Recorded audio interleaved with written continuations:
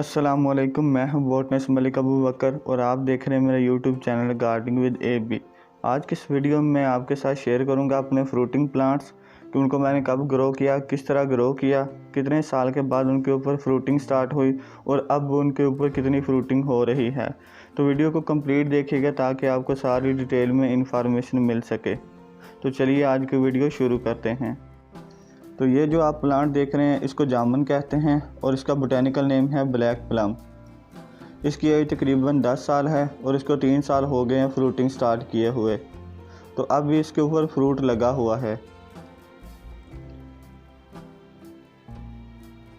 तो कुछ गुच्छे नीचे गिरे हुए हैं इसके फ्रूट के, तो वो मैं आपको दिखाता हूँ कि इसके ऊपर किस साइज़ के फ्रूट लगते हैं।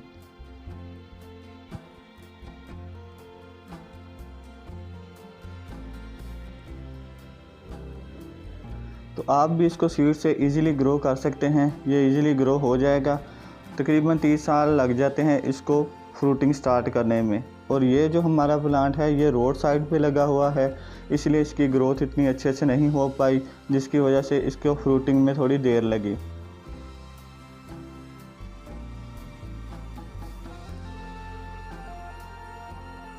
तो वो कौन से फर्टिलाइज़र हैं और कौन सी चीज़ें हैं जिनके यूज़ से इसमें फ्रूटिंग जल्दी हो सकती है, वो मैं आने वाली वीडियो में आपके साथ शेयर करूंगा।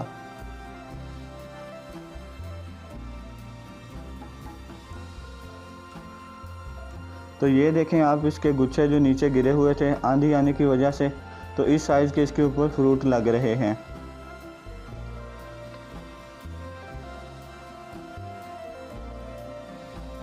तो अब मैं आपको कुछ फ्रूट इसका उतार के दिखाता हूँ जो पके हुए हैं, ताकि आपको इसके साइज़ का आइडिया हो सके। तो आप भी इसको इजीली ग्रो कर सकते हैं। तकरीबन 3 साल लग जाएंगे इसको फ्रूटिंग स्टार्ट करने में। अगर आप इसकी ग्रोथ के ऊपर तवज्जो देते हैं और ये अच्छे से ग्रो करता है तो फिर ये जल्दी फ्रूटिंग स्टार्ट कर देगा।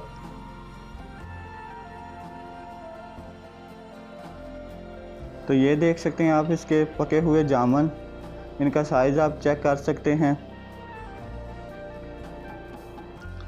इनका टेस्ट भी बहुत ही अच्छा है, जो हमें मार्केट में मिलते हैं उससे बहुत ही अच्छे सा, यानी कि इसका टेस्ट बहुत ही अच्छा होता है। तो ये था मेरा फर्स्ट प्लांट जो समर सीजन फ्रूटिंग प्लांट है। तो आप भी इसको ग्रो करें और समर में इसका फ्रूट एंजॉय करें। ये है मेरा दूसरा समर सीजन फ्रूटिंग प्लांट जिसे अनार कहते हैं और इसका बोटेनिकल नेम पोमाग्रानेटी है।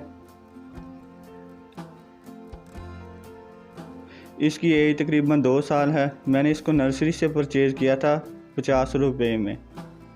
तो ये कटिंग से ग्रो किया हुआ पौधा है। तो आप भी ऐसे प्लांट कटिंग से ग्रो कर सकते हैं। जो आपको वैरायटी अच्छी लगती है उसकी कटिंग आप ग्रो कर सकते हैं। उसको रेनी सीज़न में आप लगाएं और वो इजीली ग्रो हो जाएगी। तो स्टार्ट में इसके ऊपर फ्रूटिंग इतनी ज़्यादा नहीं हुई थी, लेकिन अब इसके ऊपर फ्रूटिंग ज़्यादा स्टार्ट हो गई है। इस सीज़न में इसके ऊपर तकरीबन 20 अनार लगे थे, तो वो बच्चों ने तोड़ लिया। अब 3 से 4 अनार बच गए हैं। तो मैं कोशिश कर रहा हूँ कि उनको बचा लूँ ताकि साइज़ का आइडिया हो सके कि इसके ऊपर किस साइज़ के फ्रूट आता है।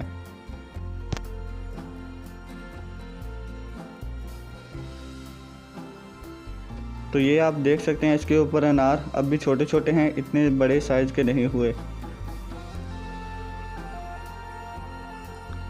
ये आउटसाइड लगा हुआ है, इसलिए बच्चों ने इसके ऊपर से अनार जो छोटे साइज़ के थे अभी उनको तोड़ लिया।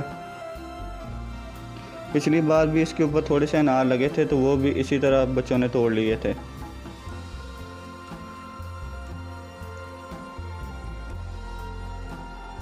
तो ये समर सीज़न फ्रूटिंग प्लांट है। आप इसको इजीली ग्रो कर सकते हैं। सीड से ग्रो करेंगे तो ये फ्रूटिंग देर से करेगा, और अगर आप कटिंग से ग्रो करेंगे इसको तो ये फ्रूट जल्दी देगा। तो ये था मेरा दूसरा समर सीजन फ्रूटिंग प्लांट। अब मैं आपको अपना तीसरा फ्रूटिंग प्लांट दिखाता हूँ। ये मेरा प्लांट नंबर 3 है जिसे फालसा कहते हैं और इसका बोटेनिकल नेम ग्रेविया एशियाटिका है। ये पाकिस्तान और इंडिया में इजीली ग्रो किया जाता है और ये गर्म रतूब इलाकों में ग्रो किया जाता है। मेरे इस प्लांट की उम्र तकरीबन 3 से 4 साल की उम्र है और ये सीड से ग्रो किया हुआ था। कटिंग से ये ग्रो किया नहीं जाता, लेकिन मैं कोशिश करूँगा अगर ये हो गया तो आपके साथ शेयर करूँगा। लेकिन इजी मेथड इसका यही है कि आप इसको सीड से ग्रो कर सकते हैं।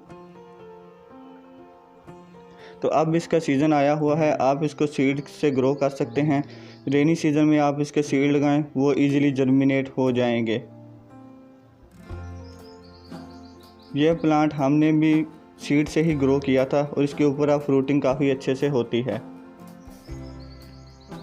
इसके ऊपर मैंने पहले भी बहुत सी वीडियोज़ अपलोड की हुई हैं, आपको प्लेलिस्ट में मिल जाएंगे, जिसमें मैंने इसके फर्टिलाइज़र, इसकी प्रूनिंग, इसकी केयर, सारे टॉपिक को कवर किया हुआ है। तो इसकी सॉइल इशू चल रहा है, जिसकी वजह से इसके ऊपर इतना ज़्यादा फ्रूट अभी नहीं लगा।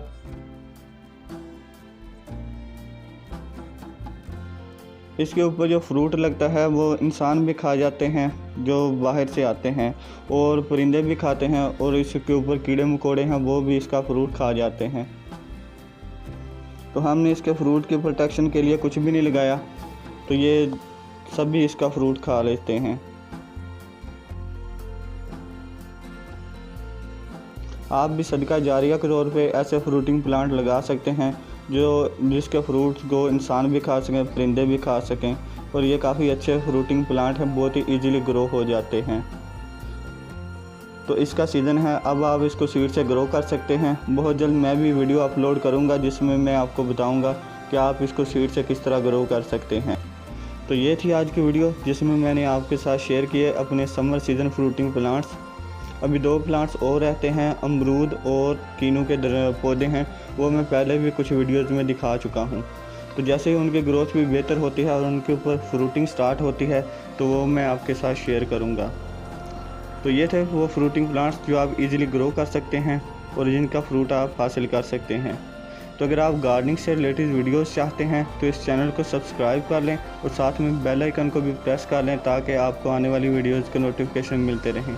तो मैं मिलता हूँ नेक्स्ट वीडियो में, तब तक के लिए अल्लाह हाफिज़।